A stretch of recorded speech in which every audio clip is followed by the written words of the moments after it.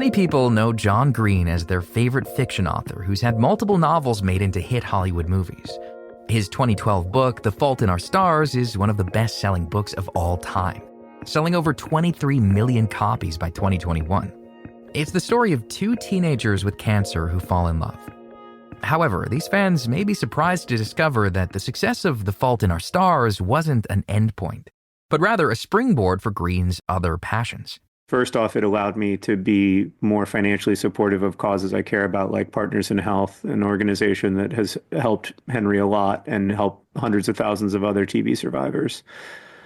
But secondly, it allowed me a lot of creative freedom. It allowed me the freedom to pursue what I want to write about and write the kinds of books I want to write. You know, The Fault in Our Stars was the book that I felt deeply compelled to write when I wrote it. And Everything is Tuberculosis is the book that I felt deeply compelled to write this time around. Everything is Tuberculosis is the title of Green's new nonfiction book. It has a quirky title for a reason. My wife often jokes with me that in my mind, everything is about tuberculosis and tuberculosis is about everything. And that's very true. Like history is tuberculosis, geography is tuberculosis, colonialism is tuberculosis, literature, art criticism, it's all TB. And so when I look at the world, I really do look at it through the lens of tuberculosis. Every year, over 1 million people die of this entirely curable disease. The problem, Green says, is that in many places where TB occurs, the medicines to cure it are not available. Because I, travel a fair amount and spend a lot of time with people living with tuberculosis, I do get tested pretty regularly, and I've never had a positive test. But, the thing is, if I do, this is a curable and preventable illness. And so if I do, I would get preventative therapy and have no problem clearing the infection from my body. This is what I find so frustrating about tuberculosis, is that someone like me can regularly access testing, can regularly access treatment if I need it. And I don't have anything to fear from tuberculosis, really. But for so many people, that's just not the case. Such as for Green's friend, Henry Ryder, a young man with TB living in Sierra Leone, a country in West Africa. I met Henry in 2019 when I visited Laka Government Hospital, the only TB hospital in Sierra Leone. And I was taken around the hospital by this lovely young boy who shared the same name as my son. And I was immediately charmed by him. He's extremely charismatic. He was like the mayor of that hospital. Everywhere he went, people were shaking his hand and rubbing his head. And he took me to the kitchen and took me to the lab and took me to the wards. And eventually we made our way back to the doctors I was traveling with, and they kind of shooed him away in a loving fashion. And I said, "Whose kid is that?" Because I figured he had to be the child of a healthcare worker. And the doctors explained that, in fact, he was a patient, and he was one of the patients they were very concerned about because while he was responding with the antibiotics, that's why he was able to walk around and be relatively healthy. They could tell from the tests that he wasn't responding well enough and that his TB would inevitably come back. While Henry appeared young, he was actually 17 years old. His small stature was due to malnourishment as a child, and contracting TB didn't help. The doctors were confident that his disease would return because Henry had a complicated form of drug-resistant tuberculosis. Henry needed really a personalized, tailored treatment for just his tuberculosis. Anybody in the United States should expect to receive such personalized, tailored treatment, but in Sierra Leone, it was much harder.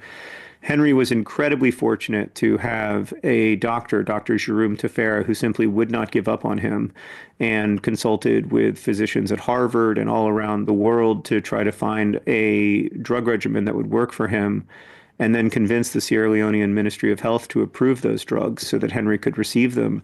But Henry didn't receive them. As expected, his symptoms worsened. The swollen lymph nodes in his neck and shoulder burst through his skin, leaving open wounds. Once his best friend at the hospital died, Henry believed he was next.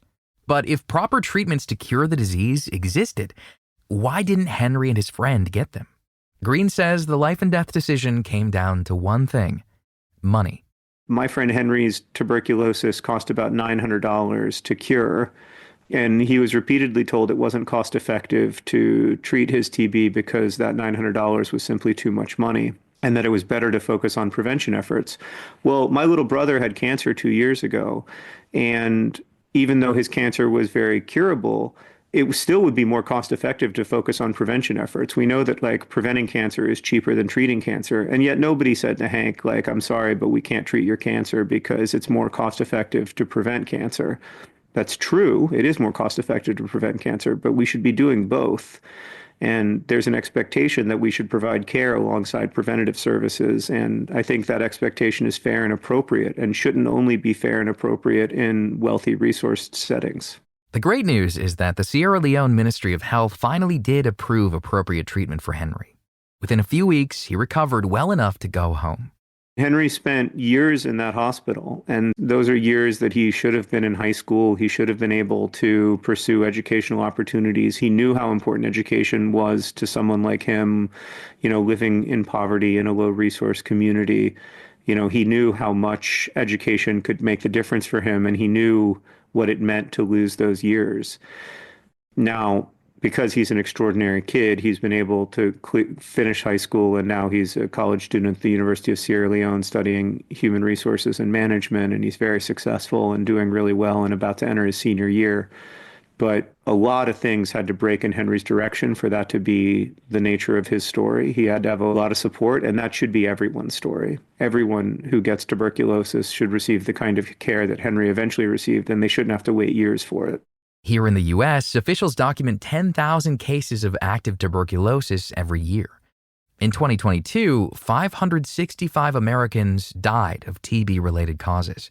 Still, the U.S. has some of the lowest rates of TB in the world. But while it's both curable and preventable, it continues to be a global health problem. Green argues that this is a direct result of selective awareness. Reasons include inequitable access to healthcare, late diagnosis, and non-adherence to treatment. Developing the cure for tuberculosis is one of the most impressive things we've ever done as a species. And we did it because we, oriented all these resources around trying to develop new lines of antibiotics. And between 1945 and I think 1965, we developed 7 or 8 lines of antibiotics that can treat TB. And then between 1965 and 2012, we developed none because we just stopped being interested in it. When it ceased to be a problem in the rich world, it sort of ceased to be an area of pharmaceutical development. And that's part of the reason why we're so far behind the curve when it comes to drug resistance. Without updated antibiotics, the new drug-resistant strains of TB are thriving. About 1/3 of international donor funding for the disease comes from USAID, which recently experienced major funding cuts and layoffs. Green says that as a result, tens of thousands of people with TB will die, and new forms of drug-resistant TB are likely to form. We should be worried about an totally antibiotic-resistant form of tuberculosis that spreads throughout the world and becomes this terrifying superbug. But for many people, for over 1 billion people, the superbug era is already here because they don't have access to the treatments that you or I would have access to, and they don't have access to the cure. And so I think we should worry partly because we have an obligation to our fellow human beings to value all human lives the same. Green's latest book, Everything is Tuberculosis, is available now in bookstores and online. You can find more information about John Green and all of our guests on our website, radiohealthjournal.org.